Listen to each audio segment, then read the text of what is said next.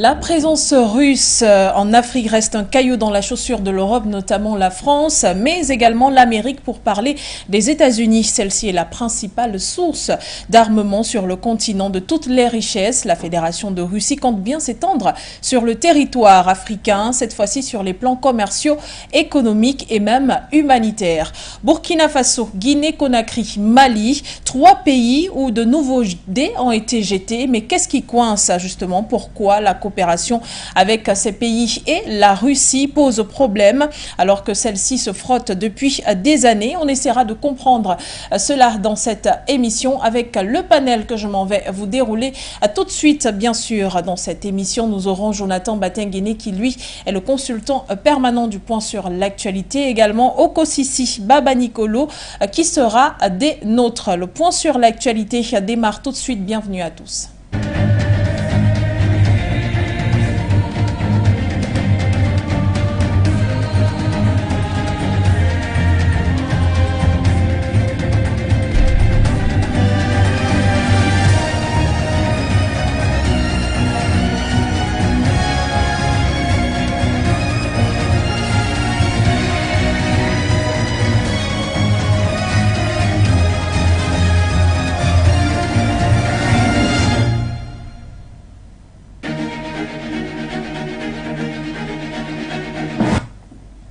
Bonsoir à tous et bienvenue dans cette nouvelle édition du point sur l'actualité sur For You Télévision. Vous pouvez également nous suivre et nous regarder sur nos chaînes Facebook et YouTube For You Media Africa. Merci à tous d'être parmi nous et merci surtout à Jonathan Batenguene qui est des nôtres. Bonsoir Monsieur Batenguene. Bonsoir Madame Pegoudé Cassandra, vous êtes de l'Afrique qui illumine également les plateaux panafricains. Vous faites honneur à tout votre corps professionnel, le corps des journalistes, les véritables professionnels qui se soucient de l'actualité véritable et des investigations sur le terrain au lieu de s'asseoir dans le confort de quelques salons feutrés et rapporter des colportages qui sont parfois véhiculés par des individus de mauvaise foi. Je ne parle pas ici de vos amis des médias mensonges. Bonsoir à toute l'Afrique qui s'éveille, bonsoir à toute l'Afrique qui est debout, fière, forte, jalouse de sa liberté. Nous sommes tous ensemble dans le combat et ce soir encore, nous sommes là, nous répondons présents. Bonsoir à tous les techniciens qui abattent un travail d'orfèvre pour que cette émission se passe dans de très bonnes conditions. À tout le personnel For You Media, à la direction générale, aux autorités du Cameroun, particulièrement les forces de sécurité et de défense, ciment de l'unité et l'indivisibilité de notre cher et beau pays. Comme depuis le début de la semaine, nous avons un petit coup de gueule qui est à l'égard du dictateur despote sanguinaire de Côte d'Ivoire, M. Alassane Dramane Ouattara. Ce dernier prend en otage depuis plusieurs semaines notre sœur Edith Pulchéry Ballet, qui est la véritable héroïne responsable de la hausse des salaires en Côte d'Ivoire. Chaque fonctionnaire de police, chaque fonctionnaire de l'administration pénitentiaire, chaque militaire ivoirien lui doit un merci majuscule parce que Madame Edith Pulchéry Ballet, sans son combat, vous n'auriez même pas un radis sur votre salaire, d'augmentation sur votre salaire. Cette dame est une héroïne et elle est embastillée par le dictateur despote sanguinaire d'Abidjan, Alassane Dramane Ouattara, parce qu'elle a osé aider à la libération des 49 mercenaires qui ne sont même pas ivoiriens pour la plupart. Ils sont de multiples nationalités, vous savez, c'est la petite information qu'on avait reçue. Vous avez 3 femmes qui étaient utilisées pour des... Nous n'allons pas parler parce que c'est des services dégradants. Elles ont été libérées parce que les autorités maliennes sont humanistes et comprennent ce que c'est que l'humanité. Vous avez les 46 autres. L'autre jour, on a fait sortir 4. Parmi eux, 2 étaient Sierra-Léonais, 2 étaient Sud-Africains. Vous avez vu qu'immédiatement, le président Sierra-Léonais est venu à Bamako pour demander les excuses et dire qu'il n'est pas lié à cette histoire. D'accord. Vous avez plusieurs nationalités, donc, de mercenaires qui travaillent pour le compte du dictateur despote sanguinaire d'Abidjan. Et Madame Edith Pulchéry Ballet, puisqu'elle s'est rendue compte qu'elle venait plaider pour des Ivoiriens, mais qu'en face, Ce n'était pas... Elle avait une constellation de nationalités. Oui. Monsieur le dictateur, en bon despote, a décidé de l'embastiller pour qu'elle ne dise pas la vérité. Nous demandons sa libération inconditionnelle et dans les plus brefs délais au dictateur despote sanguinaire d'Abidjan. Merci Jonathan Batengene pour ce coup de gueule, bien sûr qui a été parfaitement reçu du côté de la Côte d'Ivoire. En notre compagnie également, nous avons Okosisi Baba Nicolo qui participera à cette émission. Voilà, bienvenue à vous sur ce plateau. Alors, bonsoir Madame Begoudé Madone, bonsoir à votre équipe de Foyer Média. Je tiens à saluer votre chef Jonathan Batengene qui n'est plus à présenter. Je lui dis merci pour son opiniâtreté et puis pour sa justesse dans le combat.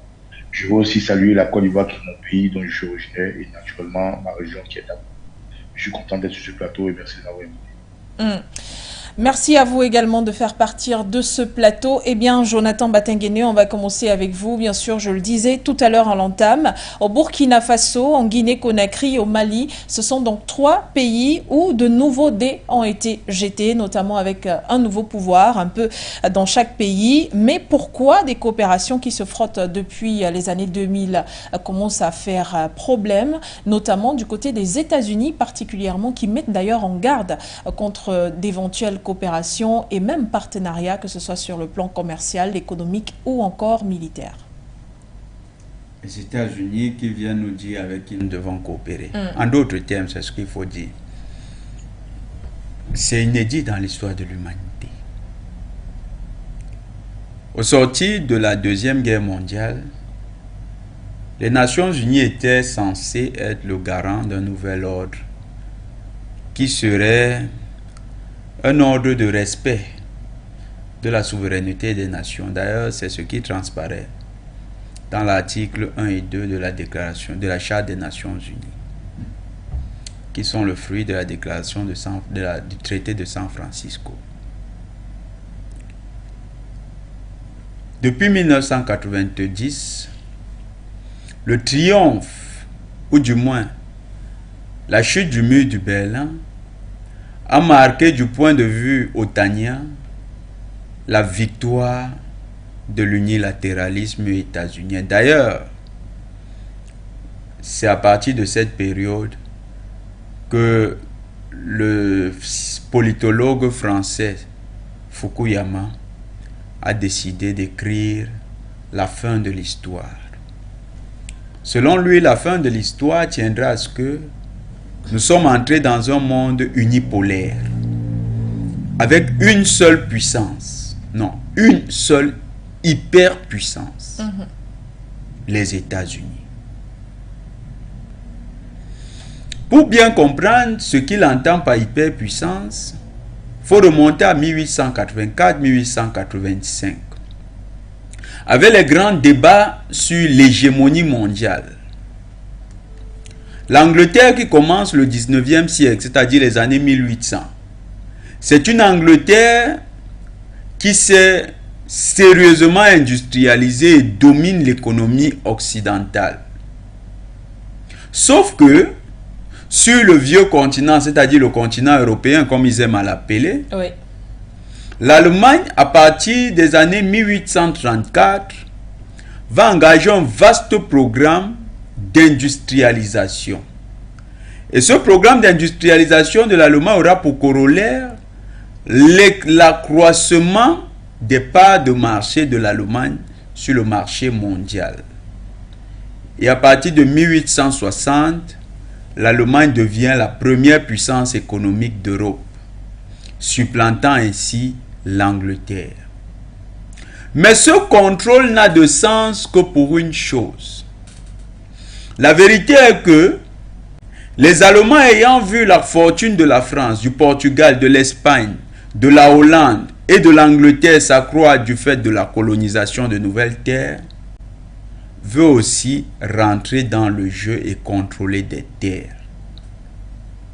Et pour comprendre tout cet enjeu des terres, il faut rentrer au traité de Tordesillas au XVIe siècle. oui. Lorsqu'un pape décide de conférer à 2 pays, l'Espagne et le Portugal, la gestion du nouveau monde. Il faut comprendre que le pape faisait croire aux rois européens et nous ne sommes pas responsables de leur ignorance.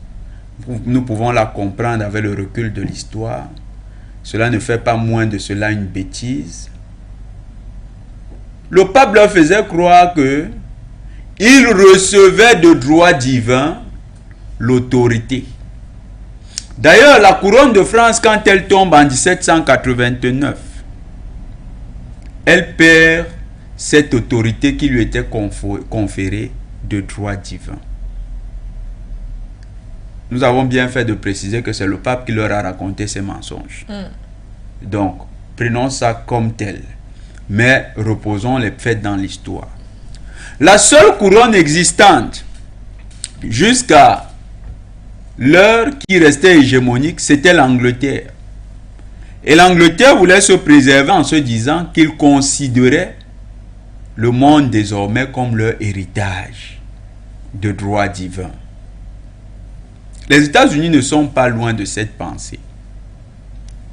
Parce que l'Angleterre, pour contrecarrer la montée russe, à travers ce que les Russes ont appelé l'URSS, ils vont favoriser un ensemble d'éléments dans le commerce international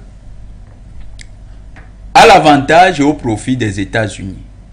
C'est-à-dire que les Anglais vont choisir les États-Unis comme alliés parce qu'ils se disent que c'est quand même le monde anglo-saxon. Même si c'est des anciens colons, c'est des anglo-saxons. Les Anglais ont contaminé aux États-Unis cette vision du monde, qu'ils ont désormais le contrôle du monde. Les États-Unis donc pensent qu'ils contrôlent le monde de droit divin. La vieille pensée que le pape avait nourrie à l'égard des royautés occidentales, c'est elle qui continue d'alimenter les États-Unis. Mais la désillusion sera à la hauteur des espérances et des ambitions. Parce que Madame Begoudé Cassandra et tous nos téléspectateurs, nous savons que les États-Unis n'ont reçu de Dieu aucun droit sur les autres peuples de la terre. Leur liberté, tout comme celle des autres peuples, dépend de chacun de nous. Et c'est pourquoi, sur ce sujet qui parle de la coopération, nous allons d'abord commencer par dire que la coopération, du point de vue de la théorie de la science politique, après avoir évoqué les événements historiques qui ont construit la sphère internationale, du point de vue de la science politique, la coopération est un domaine réservé éminemment dans le contexte international aux souverains. Or, le souverain, c'est d'abord une réalité politique. Et cette réalité politique, de manière concrète, est reconnue à deux individus. De manière tout à fait simple, on dit c'est le peuple. Mais de manière tout à fait complexe et de manière acceptée en matière de fonctionnalité du droit international et des relations internationales, le souverain, c'est les représentants du peuple. Et son représentant qui l'incarne le plus, le chef de l'État. Si donc c'est le peuple qui est le souverain et que la coopération entre les États se fait entre les souverains, ce qui est la résultante de 1648, le traité de Westphalie, si c'est les souverains qui sont responsables de la coopération internationale, c'est une aberration que d'entendre un souverain étranger vouloir dicter à un autre souverain ses choix de coopération. Les États-Unis sont dans une imposture, nous le répétons encore, une imposture historique, une imposture illégale, parce que ça viole même le principe de fonctionnement des Nations Unies. Il n'existe à l'intérieur de la Charte des Nations Unies aucun article, même dans les éléments annexes, comme la responsabilité de protéger, qui dicte à un État la conduite à suivre en matière de coopération internationale. Chaque État est libre, et c'est ça le principe, chaque État est libre de coopérer avec un État de son choix. Les États-Unis, en cette situation d'illégalité, n'innovent pas. Ils sont dans la continuité de leur marginalisation dans l'illégalité. La guerre en Irak, c'était déjà illégal. La guerre en Syrie, c'est illégal. Le vol du pétrole, de pétrole en Syrie, 66 000 barils par jour, c'est illégal. Ils ont fait perdre à la Syrie l'année dernière 137 milliards de dollars. C'est le chiffre du vol, le montant du vol des États-Unis à la Syrie. Les États-Unis sont le champion de l'illégalité, mais nous sommes à une époque où l'Afrique entend mettre fin à ce type d'illégalité. L'Afrique choisit ses partenaires. Et c'est pourquoi les chefs d'État africains, restant dans la légalité internationale, restant dans le strict respect de l'ordre des choses internationales, dans le droit international.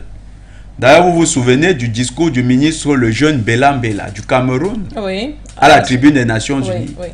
Il faisait référence au fait que les intérêts des États priment désormais sur le droit international. C'est ce problème-là qui est abordé aujourd'hui. Les États-Unis sont le premier délinquant international du point de vue de sa personnalité morale juridique. Les États-Unis sont le premier déviant politique international. Et à ce titre, les Africains ne vont pas le suivre dans sa délinquance. Les États africains ont le droit de choisir. Le Mali est un État libre, indépendant et souverain. Et le souverain du Mali a choisi comme partenaire la Russie, qui a fait ses preuves et qui continue de faire ses preuves. Le recul de l'insécurité. Nous parlons là du rapport de la CIA qui a été publié l'année dernière. Le recul de l'insécurité au Mali est perceptible. On a une baisse des attaques au Mali. Baisse des attaques au Mali. Que dis-je même? Pas l'année dernière. Le rapport de la moitié de l'année 2022 de la CIA rapporte qu'il y a une baisse considérable des attaques dans le Sahel. Donc, si ce rapport est fiable, ça veut dire que les États-Unis reconnaissent que les Russes sont efficaces en matière de lutte contre le terrorisme. Pourquoi donc le Mali devrait se passer d'un acteur qui l'aide à résoudre son problème le plus urgent pour faire plaisir à un autre partenaire qui ne rapporte pas. Le mot faire plaisir à un partenaire n'existe dans aucune ligne du droit international et dans aucun traité des Nations Unies. C'est une phrase qui arrange bien pour que nous soyons courtois. Mais les États-Unis doivent aussi comprendre, puisque c'est De Gaulle qui disait qu'en matière de coopération, il n'y a pas d'amitié entre États, mais plutôt des intérêts. Les États africains sont désormais conscients de leurs intérêts et chacun défend ses intérêts en fonction de ses moyens et avec ses partenaires. Merci Jonathan Batengene du côté de Kosisi Baba Nicolo qui est bien sûr avec nous sur ce plateau. On va reparler également de cette question, mais souligner aussi que Vladimir Poutine et Assimi Goïta, le président du Mali, ont eu un échange. C'était le 4 octobre dernier et le président russe a invité directement au sommet Russie-Afrique le Mali, directement avec la personne du président malien Assimi Goïta. Mais il faut rappeler qu'Assimi Goïta, lui, a salué une sorte de partenariat gagnant-gagnant avec la Russie et surtout qui respecte les droits et la souveraineté du pays. Okosisi Baba Nicolo, est-ce que c'est le temps de se séparer des États-Unis et de la France à cause du manque de respect, justement, parfois, mais l'ingérence également et peut-être aussi la condescendance? Alors, merci Madame Begoudé. Merci aussi à Jonathan pour son analyse qui est très daté, pointueux et sans ambages. Alors, est-ce qu'il est temps pour le Mali de quitter la France et les États-Unis pour sa condescendance, son manque de respect et son obscurantisme? Ça va pour l'ajouter, parce que ça c'est le mot du colonel Aïga. Alors, est-ce qu'il y avait un temps de renouer avec les États-Unis et la France. Les relations entre les pays africains francophones pour la plus grande partie de l'Afrique de l'Ouest et ces deux puissances-là ne sont pas de leur fait. Ce n'est pas un choix. Ça s'est imposé à eux au lendemain des guerres mondiales que nous tous connaissons. Ça s'est imposé à la suite de l'esclavage. Ça s'est imposé à la suite des travaux forcés qui est en fait l'esclavage maquillé. Lorsqu'ils disent travaux forcés, c'est pour faire joli, mais c'est toujours l'esclavage. Ça s'est imposé à ce pays-là après la colonisation. Donc, est-ce qu'il y a eu un moment où les pays africains ont eu le choix de se rattacher à ces puissances? Non. C'est des puissances qui ont décidé, parce qu'ils avaient des armes nucléaires, parce qu'ils avaient gagné une guerre contre Hitler, parce qu'ils étaient des illuminés, les poètes de lumière, parce qu'ils étaient civilisés, d'aller comment dirais-je, d'aller chercher d'autres cieux et civiliser d'autres peuples qu'ils appelaient les sauvages. Donc, à aucun moment, je le dis parce qu'il faut que les gens comprennent, est-ce que l'Afrique a eu le choix de ces partenariats? L'Afrique a eu le choix au lendemain de la balkanisation de l'Afrique. Est-ce que l'Afrique a eu le choix quand il s'agissait de refaire les frontières? L'Afrique n'a pas eu le choix. Aujourd'hui, vous posez la question de savoir, est-ce que c'est le moment de partir? Alors, le timing d'hier et le timing d'aujourd'hui a permis dans le temps à cette Afrique-là de profiter aussi des fruits de leur esclavage, qui est ce que nous on appelle en guillemets le prix de la traite négrière. Aujourd'hui, l'Afrique, beaucoup d'Africains ont pu être déportés. Il y a eu le continent américain, il y a eu beaucoup qui ont été déportés en Europe comme en Angleterre, beaucoup dans l'outre-mer que vous connaissez, la Guadeloupe, les Antilles et autres. Les Africains sont allés à l'école du blanc. Les Africains ont commencé à voir le blanc. Ceux qui sont allés faire la Première et la Deuxième Guerre mondiale ont vu des blancs mourir. Donc, ce brassage de culture, cette fréquentation, ce vivre ensemble a permis aujourd'hui à l'Afrique de comprendre que, mais, diantre, qui leur a donné ce pouvoir-là? Qui a décidé pour nous? Aujourd'hui, il y a des Africains qui sont, mais je ne veux pas dire seulement aujourd'hui, depuis longtemps, les Africains, il y a des Africains qui sont brillants. Des Africains qui apprennent à lire, qui savent écrire, qui savent calculer, qui savent produire, qui savent fabriquer. Mais aujourd'hui, cette connaissance-là a commencé à lui dans la tête des Africains pour dire, mais à quel moment ces gens-là ont décidé d'être nos maîtres?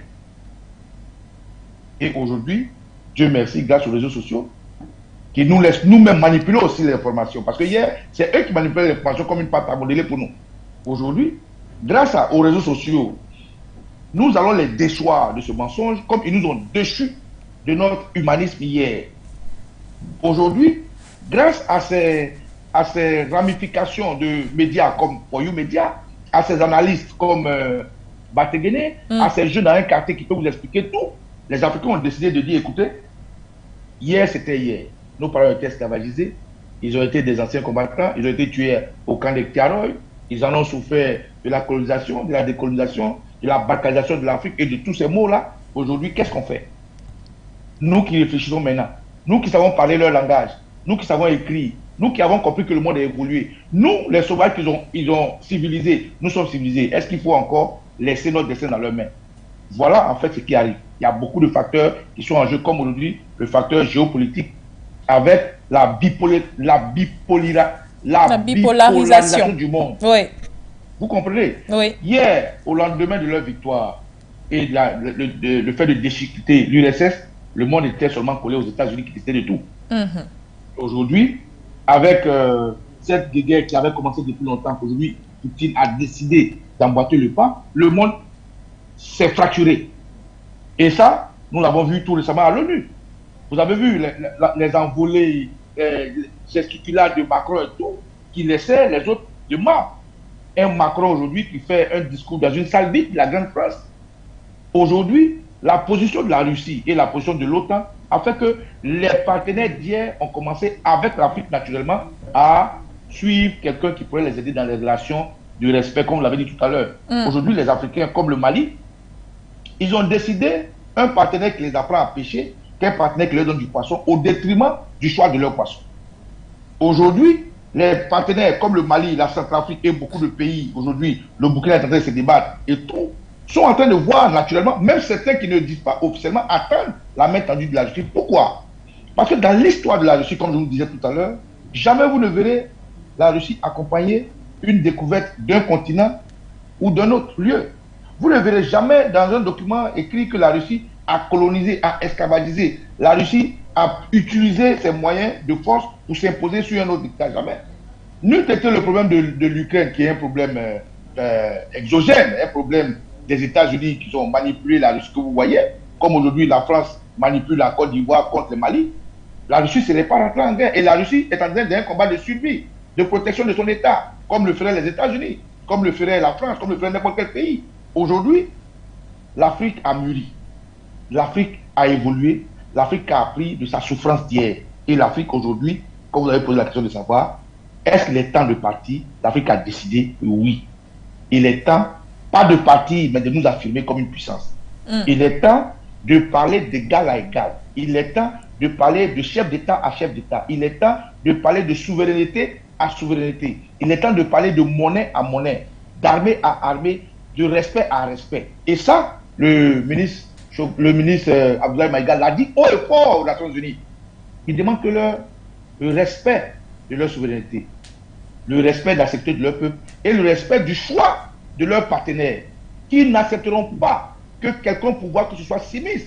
Et là-bas, tout a été dit, pas seulement pour le Mali, mais pour l'Afrique, parce que c'est ce que les Africains pensent tout bas, disent tout bas dans leur salon. C'est ce que les Africains discutent chez eux. Aujourd'hui, l'heure n'est pas seulement de partir, mais l'heure est venue de lever la tête et de penser gagnant-gagnant. D'ailleurs, certains chefs d'État, même les vassaux comme Ouattara, comme Macky Sall l'ont dit aux Nations Unies, il faut que l'Afrique ait une place autour du Conseil de sécurité. Pourquoi?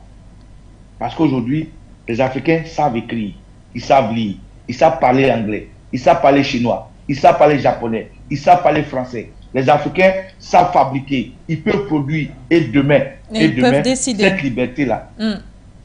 Cette liberté-là va finir par dire à l'Afrique qu'il va dire à l'Europe, on s'en va. Qui va dire aux États-Unis, on s'en va. Pour le moment, l'Afrique s'affirme et s'affirme avec le choix de son partenaire. Et je tiens à dire vraiment, je suis content de ce que la Russie n'ait pas honte du Mali. Parce que la Russie n'a pas honte du Mali. Tant qu'un pays pauvre, un pays sous-développé, la Russie tape la patrie pour dire, celui-là est mon partenaire. Nous avons un partenariat au vu aussi du monde entier, que vous le vouliez ou non. Et le Mali, de rendre la monnaie à la Russie pour dire, nous sommes contents des échanges que nous avons avec vous. Nous voulons un partenariat gagnant. Voilà ce que je pense de ce que, est-ce que l'Afrique a décidé de partir? Je dirais simplement que l'Afrique a commencé à s'affirmer et c'est ça qui est le point de départ. Merci Oko Sissi Baba Nicolo. Jonathan Batengene, eh bien, on a une Afrique, comme le disait tout à l'heure Oko Sissi, qui aujourd'hui peut s'affirmer, qui aujourd'hui peut choisir ses partenaires, vous l'avez dit d'ailleurs tout à l'heure.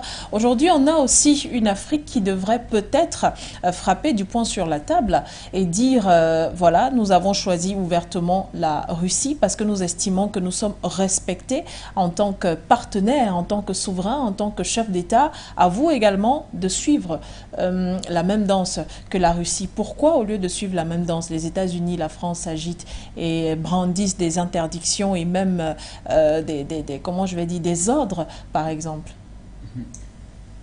Madame Cassandra, vraiment, soyons un peu gentils avec nos chefs d'État. Il ne faut pas qu'on les amène à devenir des marionnettes qui vont faire des discours fantaisistes pour justifier leur choix. Quand vous vous levez le matin, quand vous allez au supermarché ou bien au marché, quand vous décidez d'acheter la tomate sur une X ou bien sur une Y, ou bien si vous décidez d'acheter votre téléphone de marque Huawei et pas Apple, oui. Vous vous justifiez devant le vendeur. Vous achetez votre téléphone, c'est vous qui savez ce que vous attendez de votre téléphone. Si lui, il attend des justifications, vous n'avez rien à lui dire. Et s'il dit, mais non, moi j'ai quand même, ça c'est Apple 14 Pro Max, c'est pas bon, c'est bien dit. Vous le dites, ça a beau être même 19 Pro Max. Moi je voulais mon Huawei i7. Vous avez pris votre Huawei. Vous allez vous justifier. Vous n'allez pas vous justifier. Les États-Unis font du bluff, nous le répétons encore. Nous le disions ici hier. C'est du bluff. C'est du bluff parce qu'ils savent que c'est illégal. C'est illégitime. Les États-Unis, eux seuls, c'est 336 millions d'êtres humains sur la Terre. Ils disent qu'ils ont combien de flottes? 15, 12 flottes. L'Allemagne d'Hitler avait un armement considérable. Il n'existe plus. Rome était une puissance, on ne sait plus comment la décrire. Il n'existe plus. Les États-Unis vont aussi disparaître comme ça. C'est quoi? Ils veulent la guerre avec le monde entier. Ils ont les problèmes à Taïwan. Ils ont les problèmes au Venezuela. À leur frontière, même au Mexique, ils ont les problèmes. Vous savez que les Mexicains ne sont pas dans leur paquet de sanctions. C'est déjà même un signal négatif pour les États-Unis. Ça veut dire que quand ils provoquent les Russes là, les Russes peuvent procéder par les Mexicains pour attaquer directement le territoire des États-Unis. Ouais. Ils ont les problèmes en Europe. En Europe, les problèmes sont légion. Dans leur propre bloc, c'est divisé. La deuxième puissance de l'OTAN, qui est la Turquie, ne fait pas les mêmes choses que tout le monde à l'OTAN. On dit sanctions, la Turquie dit moi je ne sanctionne pas. On dit arrêtons le commerce avec la Russie. La Turquie dit moi j'augmente mes achats de pétrole chez la Russie et de gaz chez la Russie. On dit bon, il faut l'effort de guerre. La Turquie dit je suis dans l'effort de guerre. Et en même temps, la même Turquie s'en va négocier avec les Russes. Les Hongrois. On dit aux Hongrois, on va faire les sanctions. Ils disent, nous ne sommes pas dans la politique des sanctions. Les Bulgares, nous ne sommes pas là-dedans. Ce front-là au sein de l'OTAN, les États-Unis ont résolu ça. Ils ont créé un désordre en Irak. Aujourd'hui, les gardiens de la révolution les attaquent jour après jour. Ils ont déjà fermé 4 bases militaires. Avec ces problèmes-là, ils veulent encore venir en Afrique. Les États-Unis ont fui devant des bergers. Nous avons même honte de le dire. Des bergers en Afghanistan. C'est-à-dire des gens qui ont pour métier au jour le jour de paître leurs bêtes. Les États-Unis ont fui devant ces gens, détalés. Madame Begoudé Cassandra, détalés. Ils ont laissé les ordinateurs avec les noms de leurs collaborateurs. Et ça veut dire que vous étiez en train de saisir votre dernier rapport. Vous n'avez même pas encore fini. Les militaires disent, monsieur, si l'avion décolle, vous êtes fini. Les talibans vous prennent et nous ne sommes pas responsables. Ils ont détalé de l'Afghanistan. Ce n'est pas devant nos yeux qu'on a observé cela. Les États-Unis ont perdu à Mogadiscio. Ils sont allés là-bas pour une mission à la Rambo au Vietnam. Heureusement que Rambo ne gagne ses guerres que dans le cinéma d'Hollywood. Parce que vous savez que la vérité est qu'au Vietnam, les États-Unis ont connu leur plus grand échec. Les États-Unis allaient donc à Mogadiscio. Ils disaient c'est une bande de drogués. Ils ne prennent que le hashish et la cocaïne. Nous allons y passer comme dans du beurre. Ils ont perdu des hélicoptères, perdu leurs unités. C'était la plus grosse honte des États-Unis. Les États-Unis gagneraient donc à s'occuper de leurs propres oignons et laisser aujourd'hui l'Afrique faire ses propres choix et ne pas se justifier. Ils sont déjà tellement humiliés. Mais nous avons l'impression que les États-Unis veulent une humiliation qui sera spectaculaire. Elle sera tellement spectaculaire que nous doutons même que les États comme la Barbade qui viennent de rejoindre les États-Unis vont encore respecter ce pays. Le cas du Burkina, le cas du Mali, se mêler de nos choix de partenaires. En quoi est-ce qu'ils sont concernés? Quand les terroristes frappent dans les villages comme Djibo ou bien des villages au Mali, les États-Unis sont-ils les premières victimes? En quoi est-ce qu'ils sont concernés par les problèmes du Sahel? Les États-Unis sont simplement, et ils nous le révèlent encore un peu plus, un allié fidèle de l'impérialisme de la junte française. Ils sont le grand bandit qui se cache derrière le gang international qui a pris en otage l'Afrique. Puisque nous sommes dans une opération de dégangsterisme de l'Afrique, nous allons nous occuper de tous ceux qui veulent être solidaires des gangsters. Le plus grand gang, c'est celui de la junte française, pour l'instant.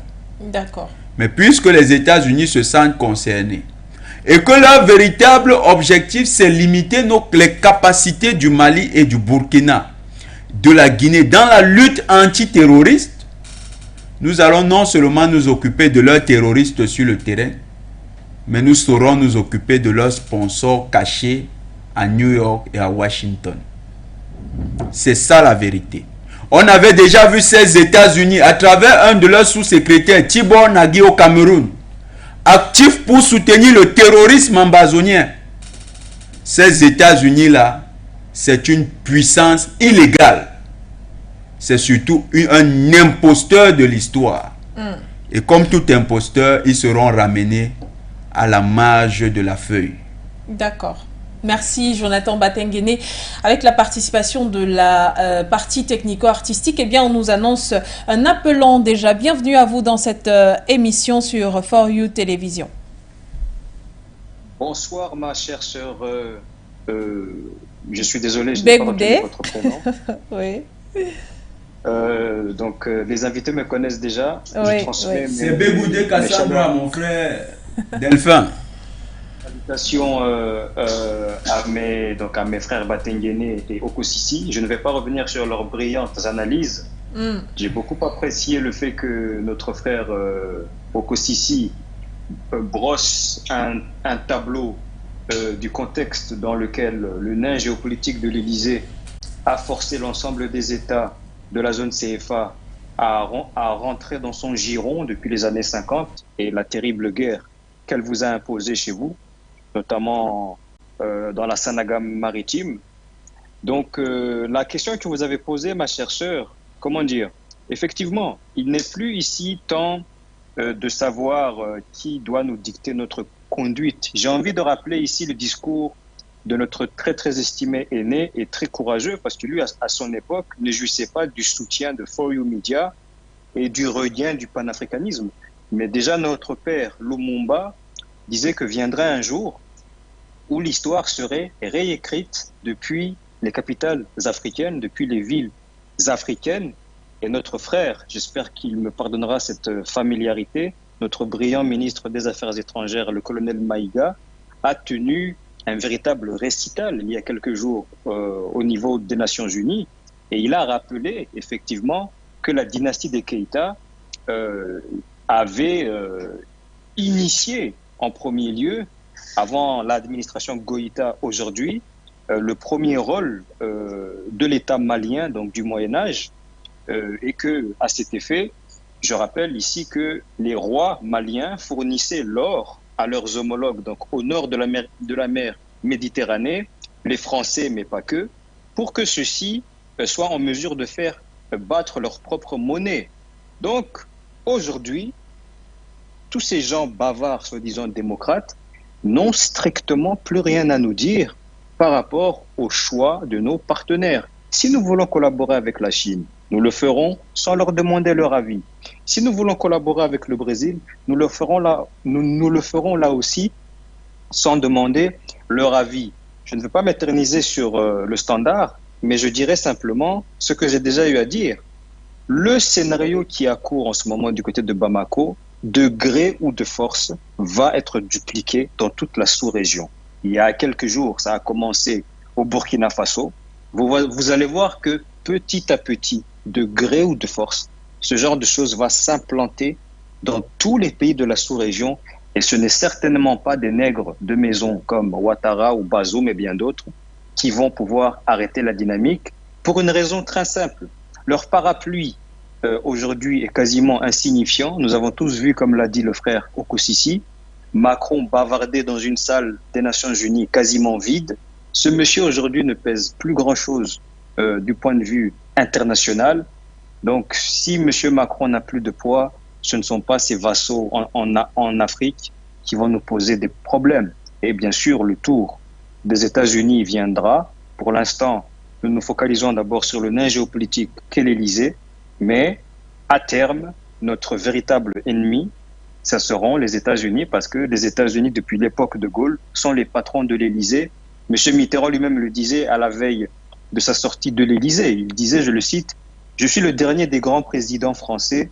Tous ceux qui vont me succéder ne seront que des comptables et des financiers. Autrement dit, ils n'auront pas de poids. » Donc aujourd'hui, nous collaborons avec qui nous voulons. Il se trouve qu'aujourd'hui, c'est la Russie et la Chine. Demain, ce sera peut-être l'Indonésie ou que sais-je encore. Donc il ne faut surtout pas que nous soyons intimidés. Nous devons avancer. Et comme je le disais, nous avons plus de marge de manœuvre que nos aînés, Lumumba, Boganda et d'autres. Donc nous n'avons strictement plus rien qui nous retienne. Nous devons avancer dans cette dynamique. Donc une fois de plus, Forum Media, allons de l'avant. Je m'arrête ici et je vous rends le micro. Merci infiniment Delphin. Avant de repartir encore au standard tout à l'heure et puis retrouver peut-être d'abord Okosisi Baba Nicolo. Aujourd'hui on parle des partenaires comme la Chine, comme la Russie et peut-être d'autres à venir. Aujourd'hui on sait parfaitement que l'Afrique peut désormais donner son point de vue et décider de ses propres partenaires. On n'en a pas terminé de se le dire sur ce plateau et même ailleurs. Okosisi Baba Nicolo. Mais quelle devrait être la réaction ou alors le comportement, l'attitude des dirigeants africains lorsqu'ils se retrouvent face à ce genre de partenaires qui refusent non seulement de respecter les autres partenariats, mais aussi la souveraineté de leurs États? Non, mais en plus, d'abord, je tiens à saluer M. Yen Pondou, notre cher frère depuis Bujumbura, le grand Delphin. Mais non seulement il ne vous respecte pas, mais comme je le disais en imagerie tout à l'heure, je prends un pays comme notre très cher ex-pays colonisateur. Il te donne le poisson que tu ne veux pas manger, qui est peut-être mauvais pour ta santé. Il te donne, il te fait acheter. En fait, c'est le temps a montré que c'était du racisme.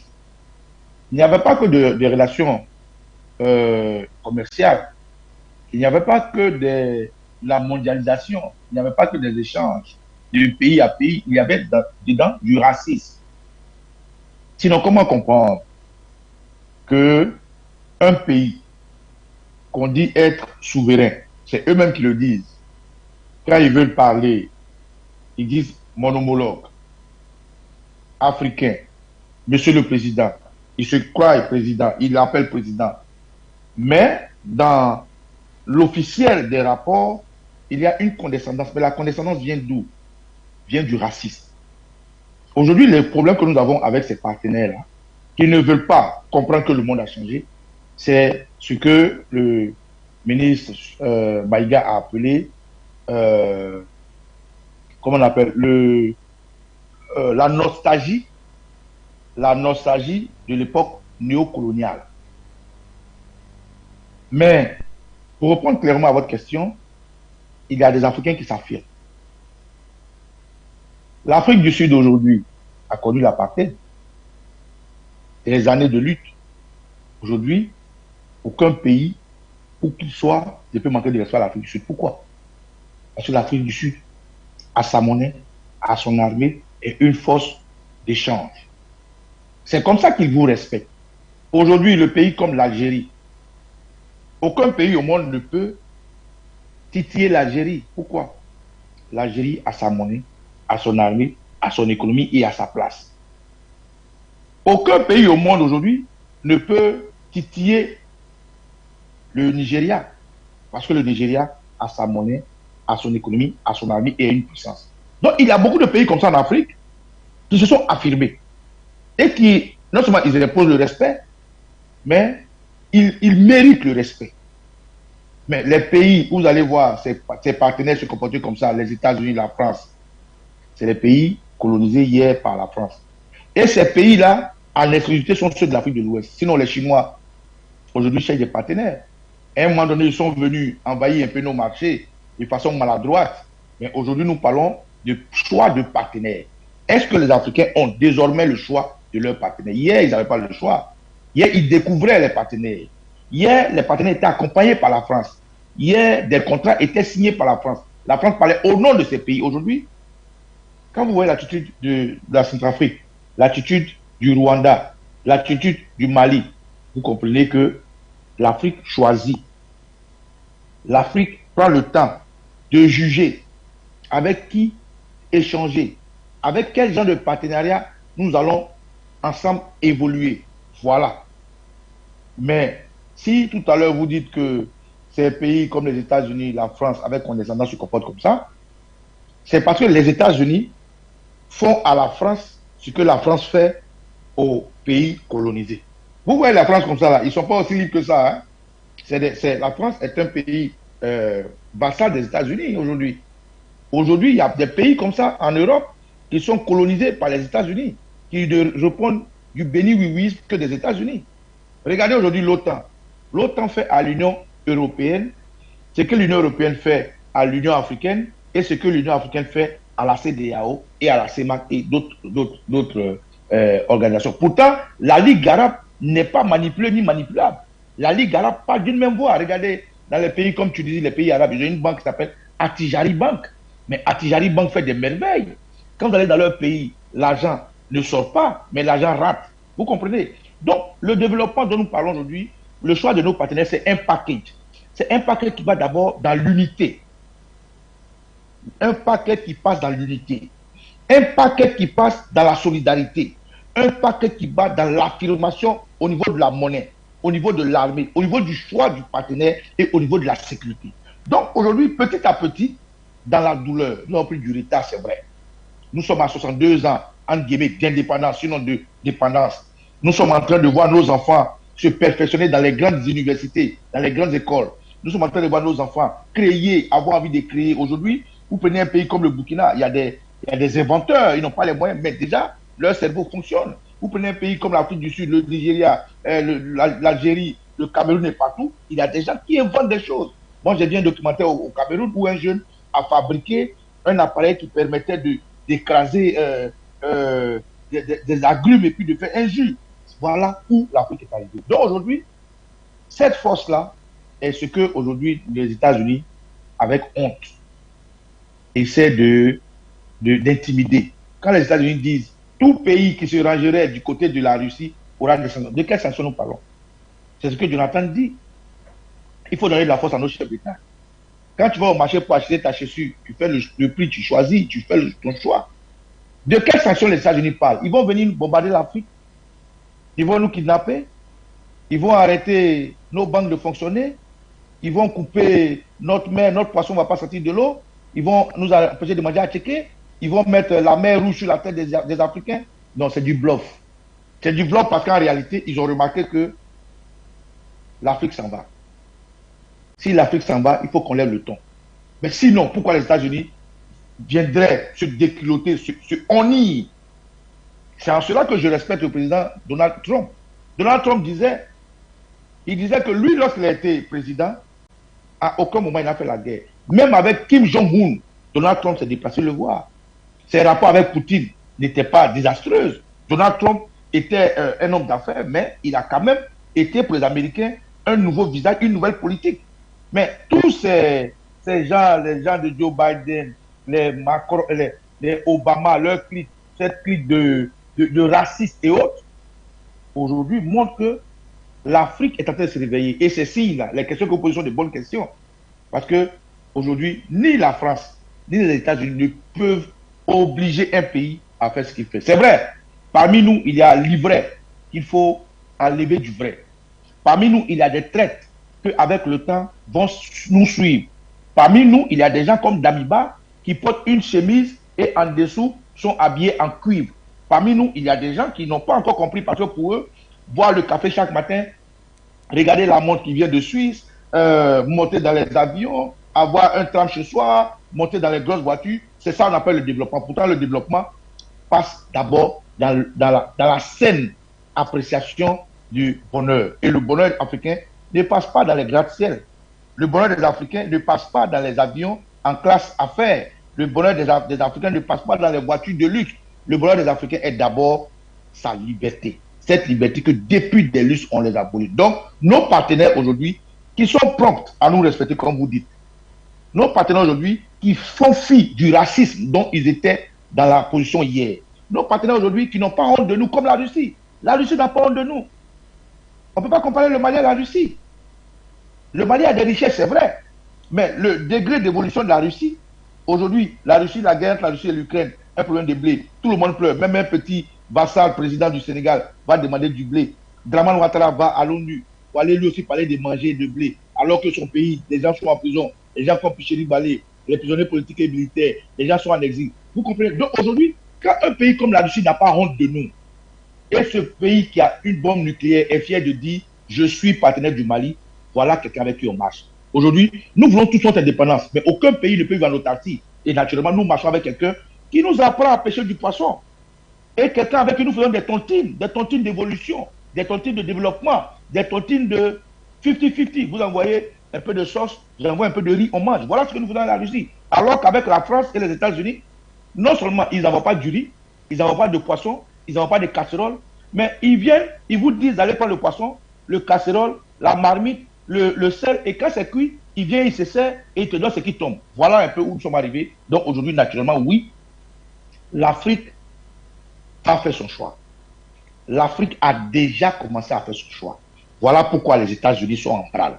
Voilà pourquoi Macron fait tout pour ne pas laisser un pays comme la Côte d'Ivoire, comme Bazoum, comme Guinée-Bissau. Voilà pourquoi aujourd'hui, ils sont en train de se débattre comme un poulet dont la tête a été coupée. C'est visible.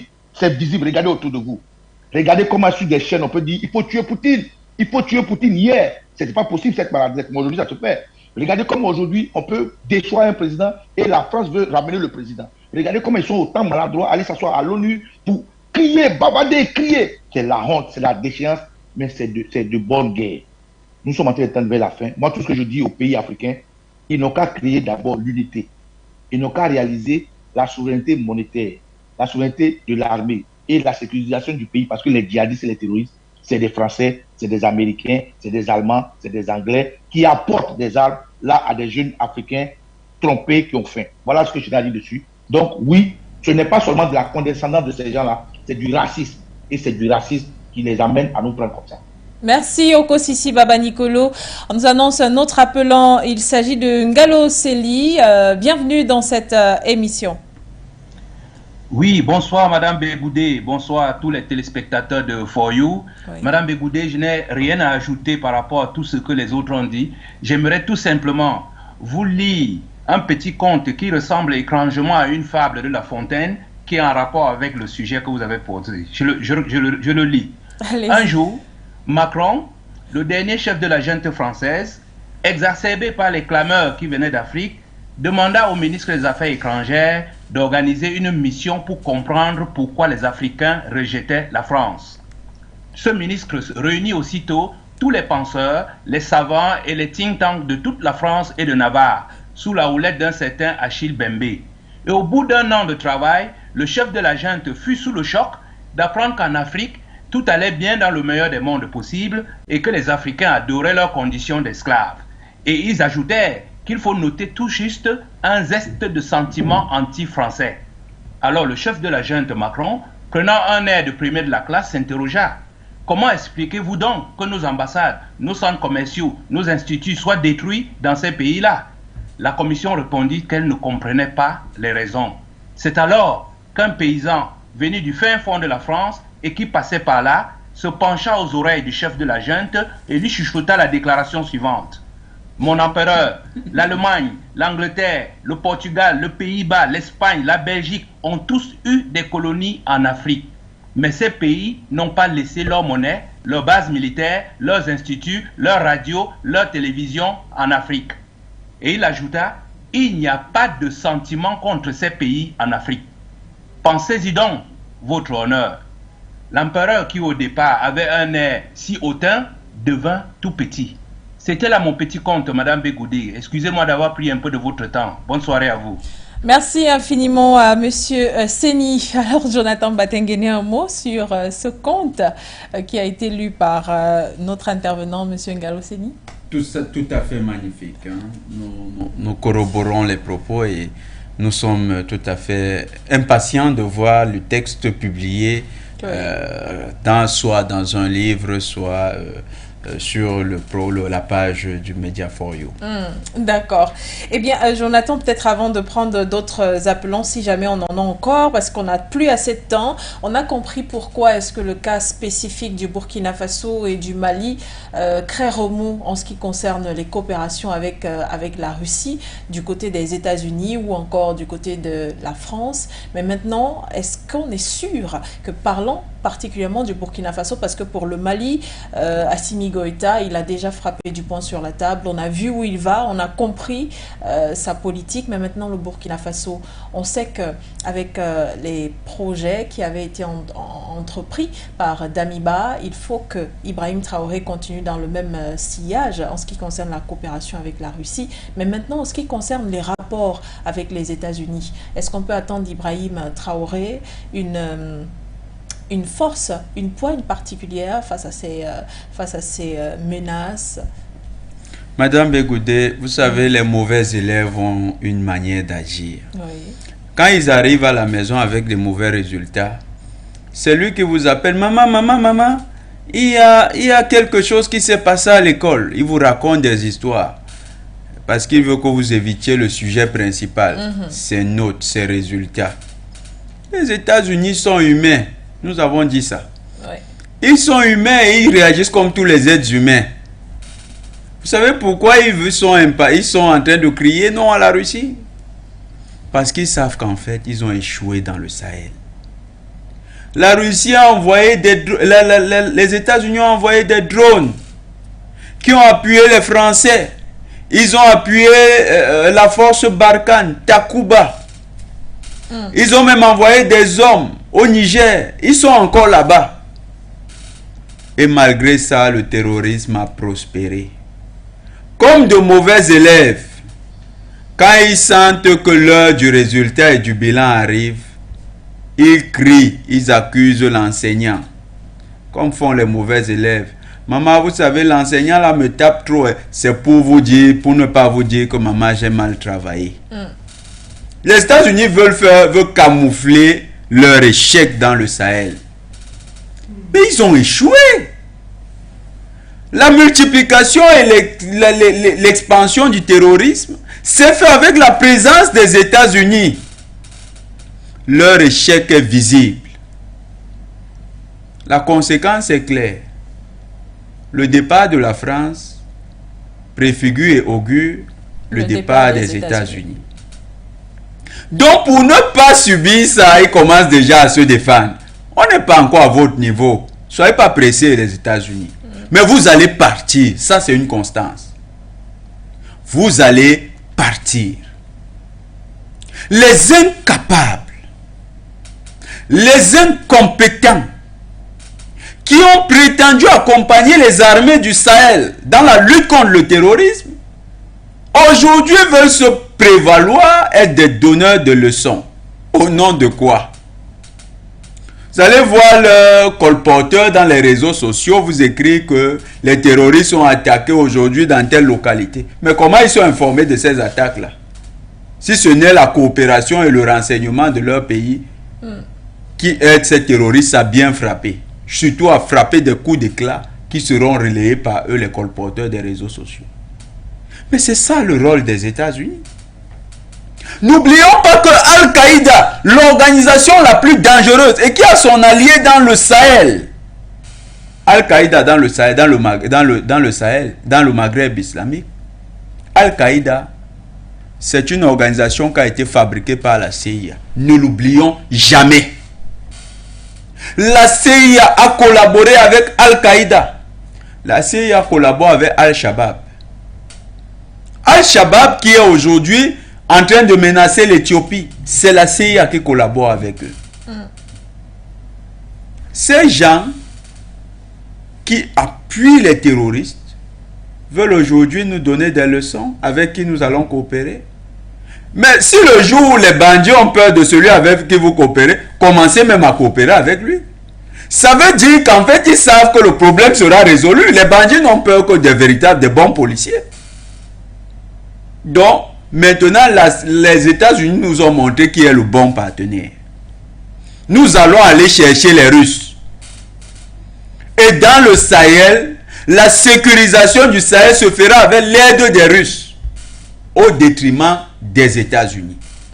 Eux, comme les Français, les Takuba, ils seront chassés.